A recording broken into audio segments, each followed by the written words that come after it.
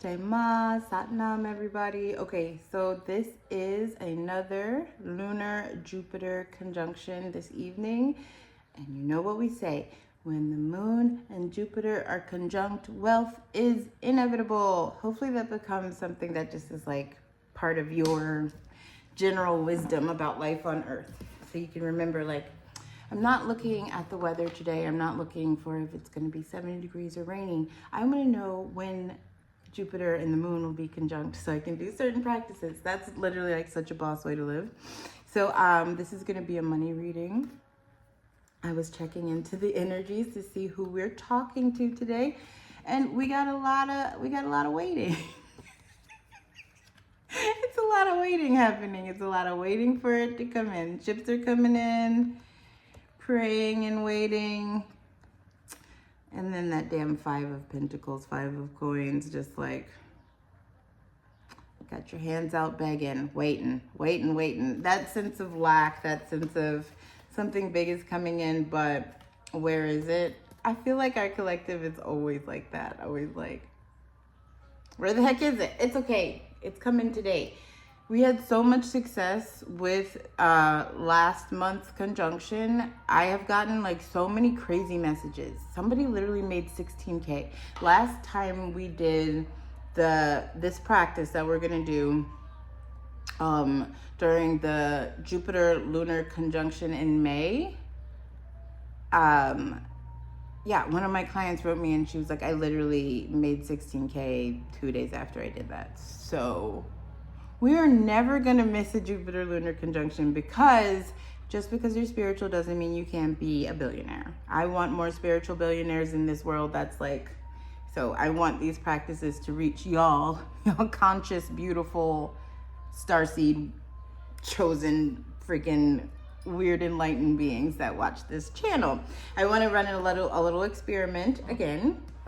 So we already saw the energy of the waiting and the wanting and the waiting and the wanting that is here with the 5 of Coins and the Queen of Cups. She's prayerful and waiting, and the 2 of Spears is also waiting.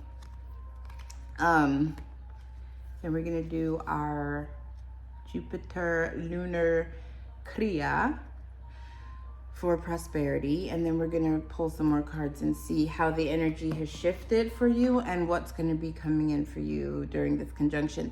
The conjunction is technically happening after sunset, and I am filming this before sunset. Like, I taught it in the first video, and you can go back to that video if you want to. You're not supposed to do this practice more than 11 minutes every day. You can do it every day, but don't do it for more than 11 minutes. I think together in this video, we'll do it for 3 minutes like we did last time. If you want to, at the actual, well, I'm going to be releasing this during the actual conjunction. So you won't be seeing this video until the conjunction's happening. So never mind, because that's my business. Don't worry. That's not about you. But I like to treat spirituality like a science test, like a living library. So it's really cool to like see the before and afters, get the messages about how everything's going. I love it. Tell me all of the magical miracles that happen to you. Like, it makes my day. It makes me want to make more content. So yeah. Let me check my notes. Because the moon is super tiny still too. That doesn't have anything to do with her power. Her size does not have anything to do with her power. What we will actually be doing is, let's see. My guides show the human avatar is like a biological machine, like a living energetic circuit. So let's think of money like water, for example. If you think of financial abundance as water, and you are trying to pull in more water, the problem isn't really the water itself. Like, a lot of these cliche new agey people say, abundance is all around you. Abundance is your birthright. Abundance is, you're swimming in abundance. The problem isn't the abundance. The problem isn't the water. The problem is the pipes. You're not receiving it, right? You're like, okay, great to hear that. I love that abundance is my birthright, but where is it? Like, where do I go cash it in? Where do I go figure it out? If your pipes are clogged, if your pipes are kinked, if your pipes are leaking, which a lot of us are just leaking energy constantly through different reasons, the amount of water that will be available to you will be not really what you're looking for. You can't receive it. So this particular practice that we're going to do activates the Jupiter and the lunar channels in your hands. The hands are fascinating. The hands are what creates. The hands are what bless. The hands heal. The hands receive. Like, to receive money, you need to open your hands. We even have some practices where it's literally, this is the mudra. This is the mudra. Just like, literally, this is the meditation, just sitting there with your hands out and letting the heavens pour its abundance into you so you can become like a receiving vessel. Every form of prosperity moves through somebody's hands. So like, I wanted to actually see a little bit more of the energy. I'm just going to pull one card to see where you guys are at right now. You beautiful babies. You beautiful, beautiful babies. Oh my God. Summer solstice is coming. Most important day of your life is about to come on the 19th. Summer solstice is going to be huge, and we're not going to miss that opportunity either. But let's focus, because today is the conjunction. I hope I mentioned, I think the conjunction is happening around 9:30 this evening EST. So if you want to do more of this practice, I just did it again. Okay. All right. I'm jumping ahead of myself. If you see this video after 9:30 p.m. EST on the 16th of June, on Tuesday, the 16th of June, and we're only doing 3 minutes of this practice, you can feel free to go on and do 8 more minutes at your leisure throughout this evening or tomorrow or the next day. You can do it 11 minutes a day. We'll just leave it at that. Don't do more than 11 minutes a day, or the universe will think you're really greedy, and it will backfire on you. Just keep it at 11. You can do it 3 minutes a day, 5 minutes a day, 7 minutes a day, or 11 minutes a day. Try to keep it at that. Okay, let's see. Card for our beautiful babies. For the community card flipped over when I said our beautiful babies. We are a community. Whoa, okay. That was a lot. Clean it up. Go the distance. Oh, okay. So go the distance and clean it up. Came out. So there's a little bit of like work that is about to be put in, right? We're about to be cleaning up things, and we're about to be like, no shortcuts. We're crossing the finish line here, and we're zooming. That's a cheetah. That's a freaking cheetah. You know what I mean? So it's like, what we're about to do, the practice we're about to do is about to get us, our pipes unclogged so that we can cross the finish line and receive what we're trying to receive. Deep knowing came out. So beautiful. I love these cards so much. So I do feel like that goes along with the first card pull, with that waiting, that looking, waiting for the ships to pull in. You just know, something is coming, right? You can feel it. It's palpable, right? You know something is coming in. And then the soulmates card came out. This is not a love reading, but it wants to be. I guess it wants to be. And this partner is holding a key in their hands, which can be a lot of things. Sometimes the alignment of prosperity, the alignment of receiving, also opens you up to this alignment of love, to this alignment of all. Abundance can be all sorts of things. Prosperity can look all sorts of ways. So we got some love coming in. We got some money coming in. We have some tidiness coming in. You have a deep knowing of what you are about to receive. We're getting out of this weirdness, this weird waiting and wanting with their hands out. Oh, there's the ice cream truck. Okay, the ice cream truck has left, and we are teaching a magical practice. We're teaching Kriya today, so I'm going to cover my head as is the tradition, if you guys want to share these practices with your friends, with your family, with your coworkers, with anybody, with your dog, with the cow, just make sure if you're teaching it, if you're the one sharing the practice with somebody who doesn't know it, that you cover your head.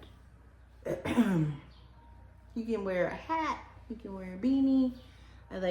If it's white, that would be really nice for the energy, because white makes your aura really strong, and white actually expands the aura by like 3 feet, which a big aura is a very protective aura.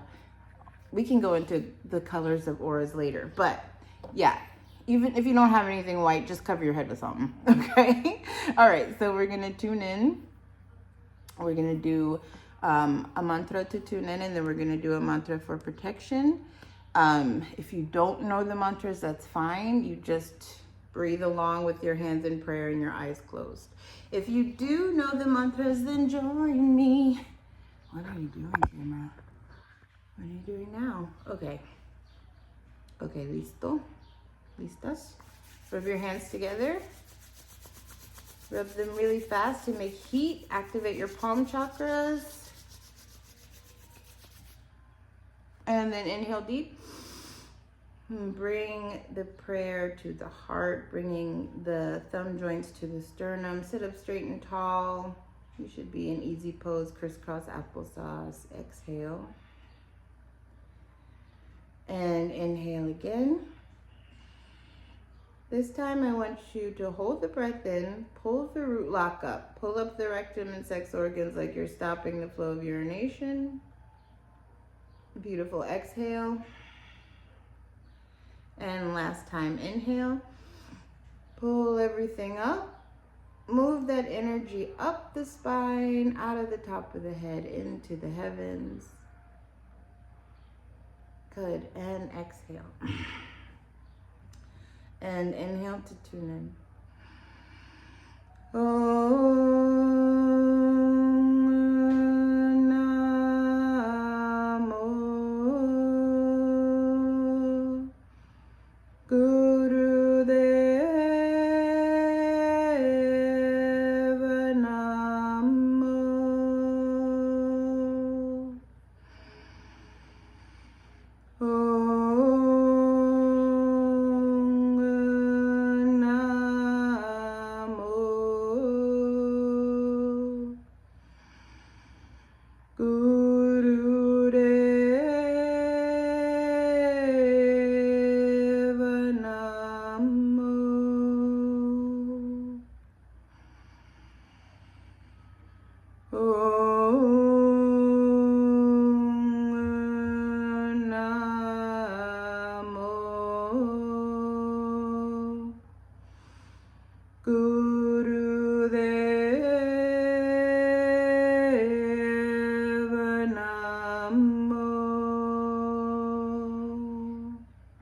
Gorgeous. Inhale deep.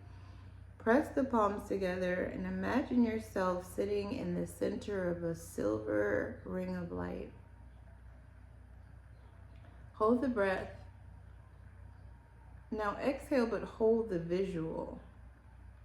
And try to keep this visual of a silver ring of light around your body while we chant the protection mantra. Okay, inhale. At Gure Name, Jugat Gure Name, Sat Gure Name, Sri Guru Deva Vehiname. At Gure Name, Jugat Gure Name, Sat Gure Name, Sri Guru Deva Vehiname. Had Gure Name, Jugad Gure Name, Sat Gure Name, Sri Guru Deva Vehiname. Last time, inhale deep. Pull the root lock up, rectum, sex organs up. Roll the eyes up and in. Look at the brow point through the closed eyes. Press the tip of the tongue up against the roof of the mouth. Hold the breath.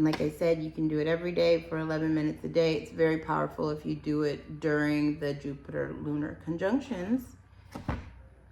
Whew, that was like, I don't know, there's a lot of prana going on in there. Like, speaking of prana, summer solstice is approaching. All of your manifestations that you made during winter solstice should be kind of sprouting by now, peeking their head out of the soil. Hopefully you're seeing some movement with that kind of stuff. If not, don't worry, I got you.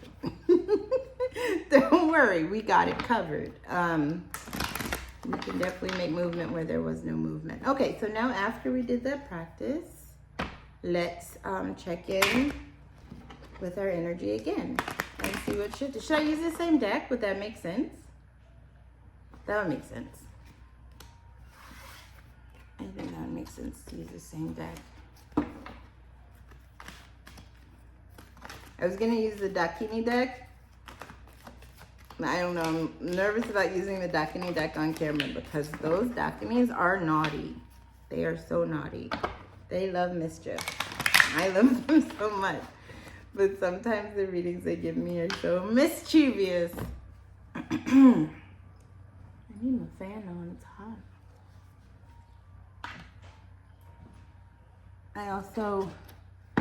I don't know what my hair is doing today. I'm gonna tie her up. She needs a retwist, she needs a detox, she needs the oil treatment, she needs everything. Ooh, co-create. Yes.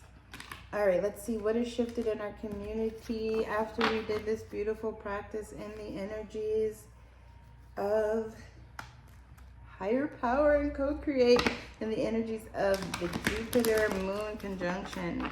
Mercury and Venus have something to do with this conjunction too. They're super close. And I think Venus is in Cancer. So we might see a lot of abundance coming in the form of like home, family kind of realm. All right. What is the energy now?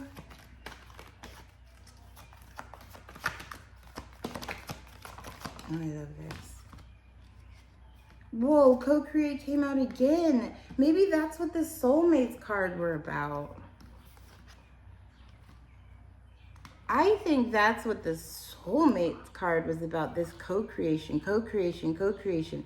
There is somebody coming into your life, some observer, somebody who's watching you, somebody's got their eye on you.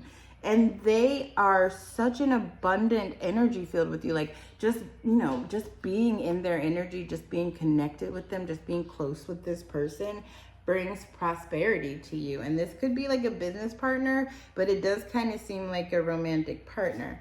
It feels like they're a thinker. It feels like right now they're just very quietly observing, very restful, time for a nap. Maybe you need to rest. Stop thinking so much about how to make it come in, how to make it come in. We do these practices and we sit back and we let everything come to us, right? We are the planet. Everything is orbiting around us. We're not chasing anything. We're not a rich, abundant well that's full of water isn't chasing people around saying, drink from me, drink from me, drink from me. It just sits. It just sits. It's full of water. People are coming. The opportunities are coming. So you can rest.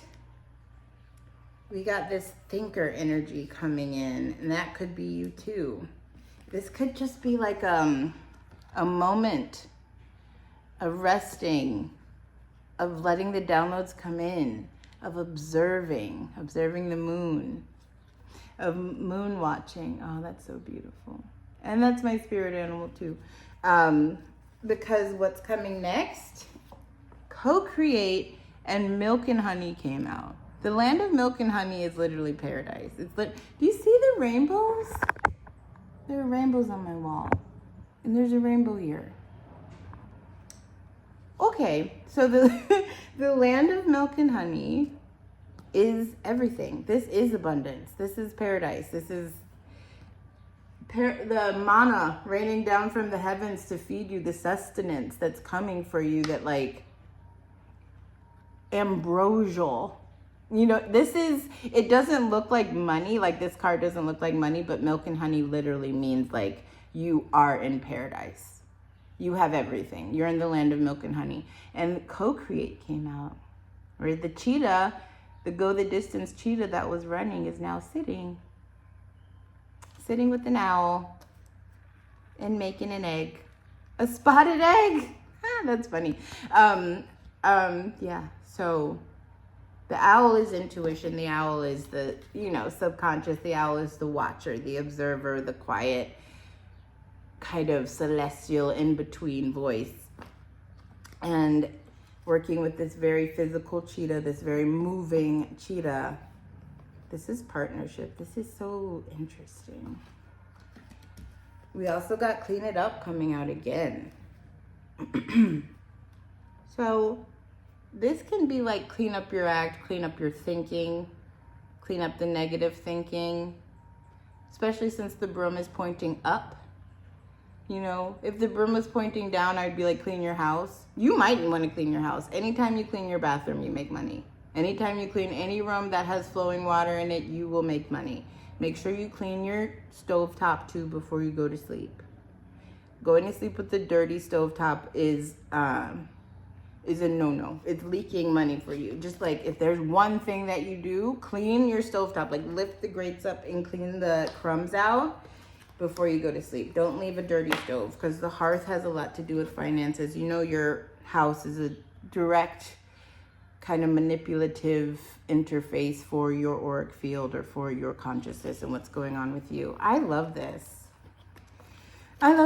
Okay, so we did it. And you can do it for 8 more minutes today until tomorrow. And then tomorrow it resets and you can do it for 11 minutes again. And you can do it for up to 11 minutes for as many days as you want. It's a really simple practice and it's a really powerful practice. Okay, but right around the corner is the summer solstice, right? So, okay, for thousands of years, ancient people have recognized the solstice as a turning point. Why? My teacher says because the entire blood changes in the earth, the plasma of the earth, switches, it gets refreshed during the summer solstice. In the winter solstice, it's like an internal kind of like psyche refresh. In the summer solstice, it's very physical, it's very outward, it's very like external shifting. It's huge. And he also teaches that the blood, the plasma of the human gets completely reset on the summer solstice. So you want to make sure that you're eating clean up until then, slowing down on any toxins and trying to stay intentionally joyful in this little window up into the solstice.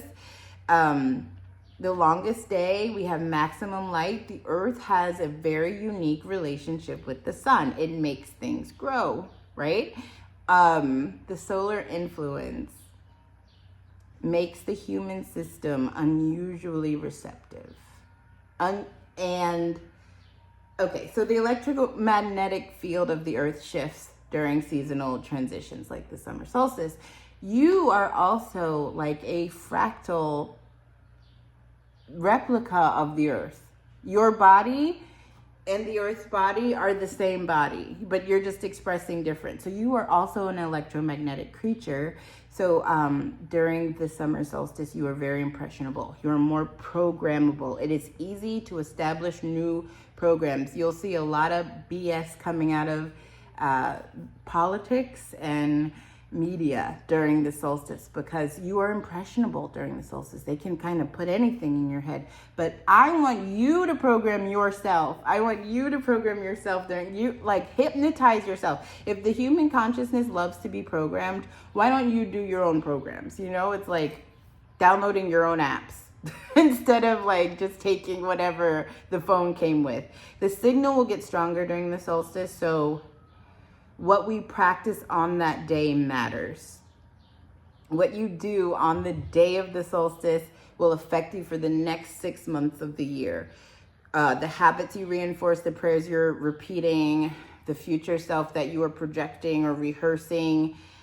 And I feel really strong about coming together to practice as a community, to practice as a sangha during that day.